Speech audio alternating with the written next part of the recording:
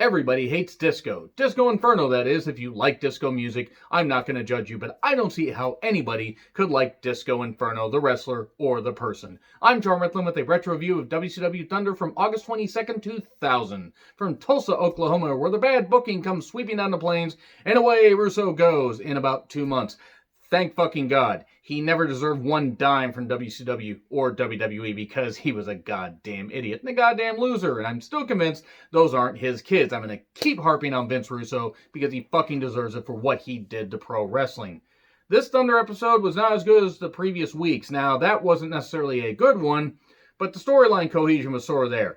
There was a bit of cohesion from the opening to the closing, but a lot of the stuff, in the middle was just fucking jumbled. They were just throwing matches out there because they didn't have a goddamn plan. No wonder this company was going to be out of business within 7 months. So, Ernest Miller is talking to Chuck Palumbo, and he says, hey, you and Nash have a tag team main event match against Booker T and a partner of his choosing. Now get the hell out of my office. Also, I don't know who the hell the woman was in the red dress, and I don't mean the one from The Matrix that kept giving, Miller's assistant. I don't know who the hell she was. She kept giving letters. Here's your format. Here's your memo. It's the Miller Memo Hour, which would be a good title, but I actually have a good one in mind that you will see when you click on this. So, oh God, we open with Kwee-Wee, and look, I got nothing against the guy personally. The gimmick was a bit weird, but he had Paisley in his corner and was against Lasharoo, Corporal Cajun, and with MIA, and gee, I wonder if the women are going to get involved. Oh wait, they do. This is over in like 6 minutes. Now, this is sadly one of the longest matches of the show. Paisley was annoying on commentary, which is sad because Charmel actually was good in wrestling. She was great when she had King Booker's character, and she had to unfortunately be part of one of the worst matches in wrestling history when she had to take on that frickin' Survivor skank, Jenna Maraska, who got paid a boatload of money while the Knockouts had to, have second jobs just to make ends meet, because Dixie Carter was a fucking idiot. Back to this match, though. Some weird inside-out move for 3. Kwee-Wee wins. Then Paisley and Major Guns brawl. Hooray! Not the last time we'll see them, sadly. Natural Born Thrillers are here. Sanders does basically the same promo he did previously. Hey, look at these guys. Ripped to shred. Da-da-da-da. Above average, Mike Sanders was below average on promos. It wasn't that he was necessarily bad. He was just really fucking bland. I don't really know if I can come up with a proper, nice way to say it. I'll just say he was bland. I'll also say he would have been the opening match guy in any territory because whether he could work or not, he was just fucking, he was as bland as white bread. So, here's Filthy Animals. Again, a brawl's also breaking out, and Vito's there. And then Booker wants Vito as his partner because he likes his moxie. I like your gumption. I need a partner, sucker. That might as well have been what he said. Also, throughout the night, people were trying to get rid of Disco. They wanted Disco Inferno gone, which actually was a nice thing because really anybody should want Disco Inferno gone from their company. He's fucking rotten and uncharismatic and a goddamn piece of shit and got beaten by Jacqueline. Well, he had to wrestle Jacqueline and was probably upset about that. That's because Jacqueline was tougher and had bigger balls than he could ever hope to have. So then Crowbar can't tell, he can't fucking tell Daphne how he feels. Daphne has a secret admirer. This whole freaking bullshit, I can't fucking stand it. Young Dragons versus the Nazi Harris Brothers. It was a squash. Young Dragons lost quickly. Then Chronic attacks the Harris Brothers and they brawl up into the crowd. Leia Meow, who looks familiar, but I can't place who the hell she is, comes out. And I know she appeared as the Young Dragons manager after this, but I feel like I've seen her somewhere before, but I just can't picture what. Or I just can't think from where. Huh? Was she in WWE? Was she in another wrestling company? Answers in the comments, please. She shows up and the Young Dragons follow her. Smiley and MiSmooth, the former Ice Train. Got to find out that MiSmooth is a former Ice Train. No wonder I forgot who the fuck he was, because Ice Train was a terrible gimmick. I don't know if you can tell, but I'm getting a little bit angry when it comes to WCW. Because fucking Christ, so many of their shows were just mind-numbing.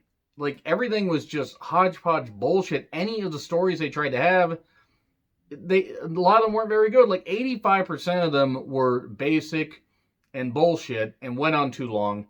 And the 15% that they could have gotten something out of was marred by the fact that Vince Russo couldn't book a goddamn thing to save his life, at least anything good. So, they strike a deal. It's an I quit match. All Smiley's got to do is say, I quit. But a wrinkle gets thrown to that a little bit later.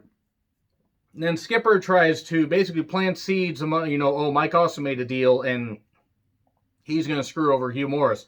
Or Hugh Morris is going to screw over Mike Awesome because it's supposed to be a three-way with Lance Storm for the U.S. title or the Canadian Heavyweight Championship a little bit later. Crowbar with Daphne versus Reno. Look, the match should have been fine. Crowbar's pretty underappreciated. Reno, he wasn't bad, but he was kind of generic. But then some guy shows up, literally dressed like Big Josh. Like a Crowbar version of Big Josh. When Matt Bourne played the Lumberjack. I've been reviewing some early 1990s WCW. Can you tell he was a lumberjack? He was a fucking lumberjack. He also showed up with a pipe, which is not something a lumberjack uses. Or do lumberjacks use that? I would really like to know that in the comments. So moving on. Reno won, and then this secret admirer that Daphne likes that looks a lot like Crowbar protects Crowbar. And I don't want to say I'm interested to see where this story goes, but it's like I don't remember where this one goes. I remember if they drop it right away. And then Chavo Guerrero grabs a Magic 8-Ball and goes for an answer and is more charismatic than he ever was. It's a Magic 8-Ball, something that's just a silly little invention. I had one of those. Did you have one of those? Okay, it was kind of shit. It got really old once in a while, or after a very short while. Tank Abbott then fires 3 count, says, "You're holding me back, but we have an 8-man tag later." Tank, maybe you should have waited until after the match to fire them. But Tank never struck me exactly as the smartest guy.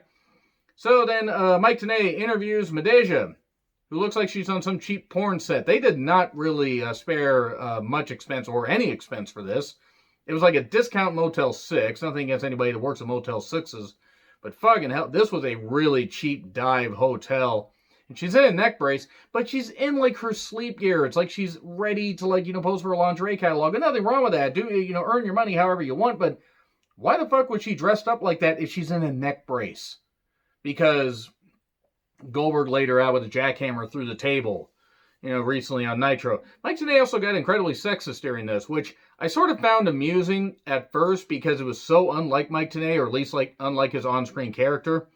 But she gets upset and women can do, it doesn't matter if I'm a woman or whatever, I'll get involved in wrestling. A woman can do anything that a man wants to do. It was a really awkward interview that was it going to lead to Madeja versus Mike Tenay? I fucking hope not. I really goddamn hope, oh god, if that match actually happens on Nitro or Thunder, I may lose it. And I just had to sit through Madden versus Mean Gene recently. So, Booker and Vito play some stickball outside of school. And then the Natural Born Thrillers attack. And they get fought off pretty quickly. And then Norman Smiley's all happy. He's going to get rid of the Hardcore Championship the way he wants it. And then the Dark Carnival shows up and Muda chops him in the throat. Now he can't say I quit. And Dark Carnival versus Tank Abbott and 3 count. Okay, so the match essentially was 3 count getting a little bit involved, but then not involved. Tank Abbott trying to take them all out. Then the 3 count watches the Dark Carnival, and then looks at him and says, "Hey, we have baseball bats," and they beat Tank Abbott down. That's pretty much it. Tank Abbott was gone from the company soon after this. I fucking hope so, because Tank Abbott was fucking rotten in wrestling. Goddamn. And also Tank Abbott sung earlier before the match started. Good. Just in case I need to know if I hated this show as much as I should have. Now I hate it even more. Moonsault for 3. Paisley and Kiwi talk about Paisley's upcoming match with Major Guns. Oh dear. Smiley versus MiSmooth I Quit match, but Smiley can't say I quit, so the beatdown continues and everything. This is so boring. This is the longest match on the card besides the main event. It was so bad. And then, god damn it. And Smooth says, "Say I quit." And it's like, say it, I quit. But then he, just says the words I quit. And because he said it, Smiley wins. While Smooth is choking him. This show was shit. It was absolute shit. Also, the fact they were giving Ice Train another chance in the ring was really bad. Don't know what Ice Train did to me, but you know what? He just was not very interesting. Mean Gene offers Miller a year's supply of Viagra and some money if he'll fire Disco Inferno. I'm not making this up. Paisley then versus Major Guns. You want to watch one of the worst modern era matches, like me trying to command the English language right there. Watch this match. Tigress gets involved because we cannot go a goddamn show without Tigress, whatever the hell she is, for a character. Don't mean the person. And yeah, dreaded roll-up, the most devastating maneuver in all of professional wrestling. Surprise roll-up 1, 2, 3. Well, then, the filthy animals want to get rid of Disco. So does everyone else, including Jimmy Hart, at the front of a very long line outside of Ernest Miller's office. Everybody hates Disco. Then Sanders versus Disco. I am apparently not allowed to like anything in WCW without immediately getting swatted down. Above average Mike Sanders and below average piece of shit known Russophile. Which probably means he has files on Russo, which is the only reason that Disco somehow managed to, keep a job there, because there's no other reason why Disco Inferno was ever employed in WCW for as long as he was. Who was a fan of him? Seriously, who in charge was a fan of him? I would like to know this, because I can't imagine anybody in a position of power without their head up their ass would have not immediately looked at Disco Inferno and said, fucking hell. Maybe I should have changed the title of this show to I Hate Disco Inferno. But that was pretty obvious. He hits a weird back neck breaker, Sanders does, and gets a victory. And then Nash yells at Palumbo about a bunch of shit. And then we get Storm saying the U.S. citizens should want to join Canada, and the U.S. should become a Canadian province. That'd be a big province, Lance. Geography is not your strong suit, is it? I like Lance Storm. He's one of the few bright spots of WCW, but that was an odd thing to say. Storm versus Hugh Morris versus Mike Awesome. Oh, well, are Morris and Awesome turned against each other? No, they decide to attack Storm and beat him down. They whip their Storm back and forth. Then Skipper interferes, hits one of them. Who the fuck did he hit? He hit somebody with a ring shot. It was Hugh Morris. That's how little, I just watched the show about 30 minutes ago, and that's how quickly I forgot about it. And then the Canadian Maple Leaf taps out an unconscious Hugh Morris. Okay, Nash and Palumbo versus Booker and Vito. Look, if the match wasn't marred by the fact that Jeff Jarrett continues to exist and plague pro wrestling, especially in WCW, that is, at this time, wouldn't have been bad. But then Vito jumps the bell. We get a ref bump at one point. Jarrett attacking Booker. Then the Thrillers attack. We cause a DQ there, as if a DQ shouldn't have been happening when Jarrett attacked Booker, who was in the match. And then Nash and Jarrett lay out Booker and beat up his knee. So we're going to get Kevin Nash as world champion soon. Hooray. Bit of a Long Thunder review here. That's it. I'm done. This episode annoyed me. I will continue to do these reviews, and they will continue to be uploaded periodically when I have time. But yeah, you're going to notice a lot more anger with this as we get closer to Russo leaving. And even then, it's still going to be pretty angry because WCW is still a mess. Agree, disagree, what I said, like, share, subscribe, Twitter handle in the description. I'm John Ritlin. I'll see you soon.